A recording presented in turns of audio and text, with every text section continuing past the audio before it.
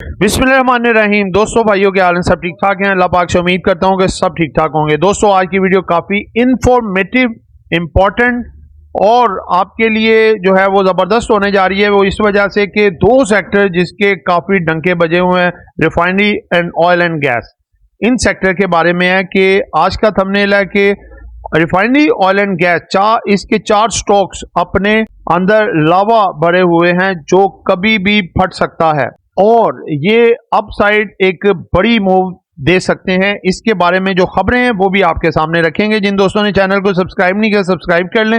जो दोस्त हमारे सिल्वर, गोल्ड और डायमंड ग्रुप्स में आना चाहते हैं, इसके साथ पाकिस्तान स्टॉक मार्केट में अकाउंट खुलवाना चाहते हैं, सामने नंबर चल रहा है, वॉइस मैसेज करके डिटेल हासिल कर सकते हैं। जी दोस्तों, देखें वो सेक्टर आज देखें, छुट्टी है, छुट्टी का दिन है, लेकिन मार्केट अपने पूरे रूज पे है, बुल रन जारी है और काफ़ी ज़्यादा जो है मुस्बत खबरें इकॉनमी को भी लेके।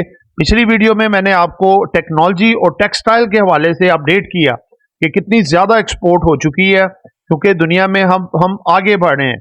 इंडिया, चाइना और बांग्लादेश को पीछे छोड़ रहे हैं एक्सपोर्ट में।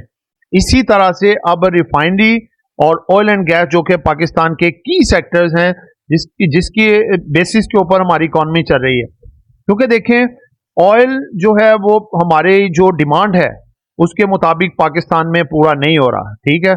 उसके मुताबिक हमारे पास सोर्सेज नहीं है कि हम ऑयल एंड गैस को तलाश करके अपनी डिमांड को पूरा कर सकें, जिसकी वजह से हमें अमेरिका या रशिया या फिर जो दूसरे अदर कंट्रीज हैं जो क्रूड ऑयल एक्सपोर्ट करते हैं उनसे इंपोर्ट किया जाता है। तो दोस्तों, इसकी मद में हमें जो है अरबों डॉलर्स जो हैं वो खर्च करने पड़ते हैं इसका बिल पे करने के लिए। और इनके सर्कुलर डेब्ट की बात करें तो बहुत ज़्यादा तजावज़ कर चुका है और जो कि समझ लें इकॉनमी के लिए बहुत बड़ा खतरा है। और IMF, world bank, Fitch rating, Bloomberg, सब तंजीमों ने वार्न किया है कि ये पाकिस्तान के लिए एक बढ़ता हुआ खतरा है। अब आपके सामने मैं कुछ रिपोर्ट्स ऐसी रखने जा रहा हूं जिसमें SIFC ने काफ़ी डेवलपमेंट्स की हैं ऑयल एंड गैस को लेके। और ऑयल एंड गैस, जब क्रूड ऑयल आता है तो फिर उसके बाद की सेक्टर, रिफाइनरी सेक्टर भी आ जाता है। तो ये ऑयल एंड गैस और रिफाइनरी के बारे में आखिर क्या डेवलपमेंट्स हैं और क्या इनको आग लगी हुई है, क्या ये भड़कने जा रही है, क्या ये कितना ऊपर जाएंगे, ये सब बताने जा रहा हूँ। और रिफाइनरी और ऑयल एंड गैस के 6 स्टॉक भी बताएंगे, 3-3 दोनों सेक्टर के, जो कि एक लगा लें लावा उगलने वाले हैं। सबसे पहले है जी ऑयल एंड गैस रिफाइनरीज के बारे में है। Resolve issues facing oil refineries. Islamabad, the petroleum division could not address oil refineries obstacles by the November 10th as the mandate by the Special Investment Facilitation Council. During the working ground meeting of the SIFC, Special Investment Facilitation Council held on November 3, oil refineries raised concerns over the sales tax exemptions, petroleum product smuggling, and oil and gas regulatory authorities approval for the high-speed diesel imports. These issues, Oil Companies Advisory Council (OCAC) urged were hindering the significant or the very much important of the plant upgradation and causing an annual the foreign exchange losses of the $1 billion. The SIFC instructed the petroleum division to resolve very quickly these issues to enable the production of euro fuels.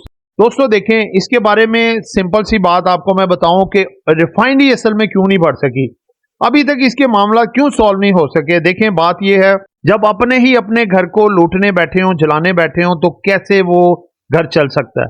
अब जो हमारी refineries हैं, ये जो crude oil को refine करके मट्टी का तेल हो गया या फिर डीजल हो गया या फिर पेट्रोल हो गया, ये जब निकालते हैं तो इनको कॉस्ट ज़्यादा पड़ती है, क्योंकि क्रूड ऑयल हम जब डॉलर्स में बाय करते हैं तो वो महंगा होता है।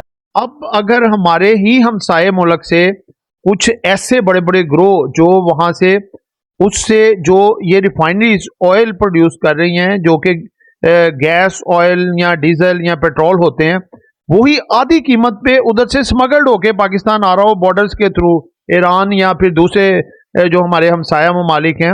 मिसाल के तौर पे इधर 250 रुपये लीटर पेट्रोल बिक रहा है, उधर से 100 रुपये लीटर पाकिस्तान में आ रहा हो, तो क्या रिफाइनरीज को डेंट नहीं पड़ेगा?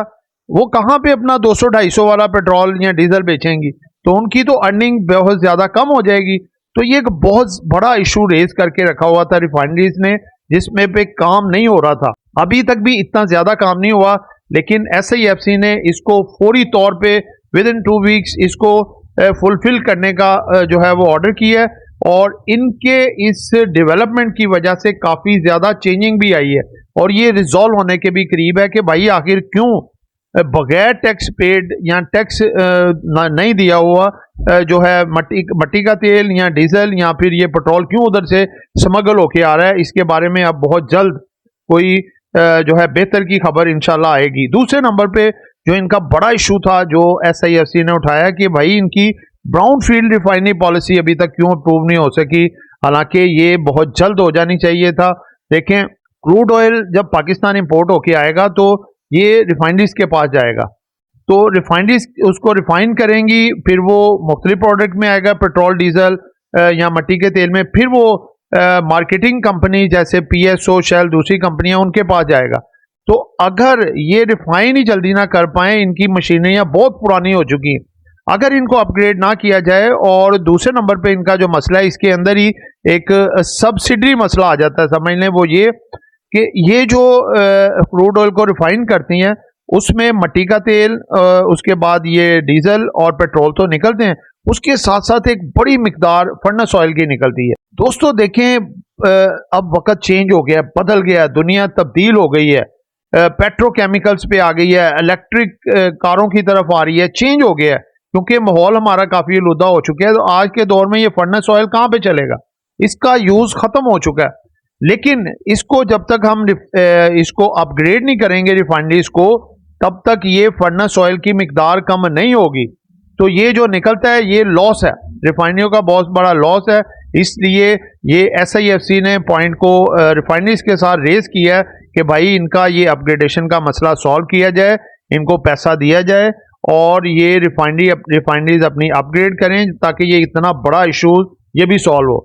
इसके साथ साथ आप देखें तो सऊदी अरब जो है हमारी पाकिस्तान की रिफाइनरीज में काफ़ी इंटरेस्टेड है और $1.7 बिलियन की पाक रिफाइनरी में इन्वेस्टमेंट करने जा रहा है। इसी तरह दूसरी रिफाइनरीज में भी इन्वेस्टमेंट के लिए बातचीत चल रही है, जो कि अनकरीब जो फर्दर डेवलपमेंट्स होंगी वो सामने आएंगी। इसी तरह ऑयल एंड गैस का भी आपको बता दूं, स्टॉक बाद में बताता हूं। देखें, ऑयल एंड गैस का सबसे बड़ा मसला है, अब इसकी जो कंपनी है ये ठीक ठाक हैं, इनके रेवेन्यूज अच्छे हैं, इनकी अर्निंग अच्छी है, इनकी वर्किंग सब कुछ बेहतर है। लेकिन इधर जो सबसे बड़ा मसला है कि गवर्नमेंट इनसे प्रोडक्ट ले लेती है, पैसा ले लेती है, यानी कि तमाम प्रोडक्ट्स ले लेती है, काम करवा लेती है, इनको पैसा नहीं देती।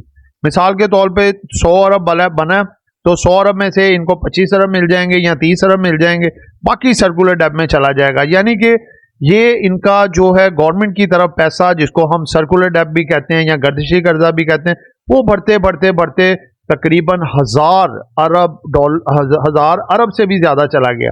और अगर यही हम इनको दे दें तो ये कंपनियां आपकी डबल से भी 4 गुना रेटों पे हो जाए। और देखें, पैसा जब इनको नहीं देंगे इनकी परफॉर्मेंस कैसे मजीद बेहतर होगी।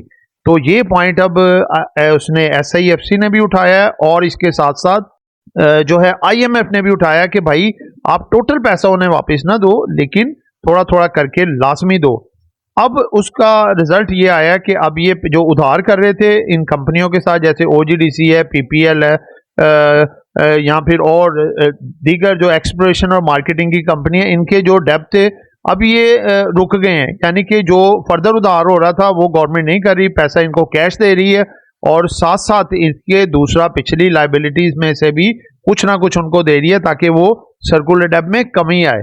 तो इस वजह से आप देख रहे हैं इनमें भी हलचल है और माशाल्लाह स्टॉक्स ज़बरदस्त किस्म की परफॉर्मेंस दे रहे हैं और ये भी आने वाले दिनों में काफ़ी इजाफा कर सकते हैं, जो आपको बताने जा रहा हूँ।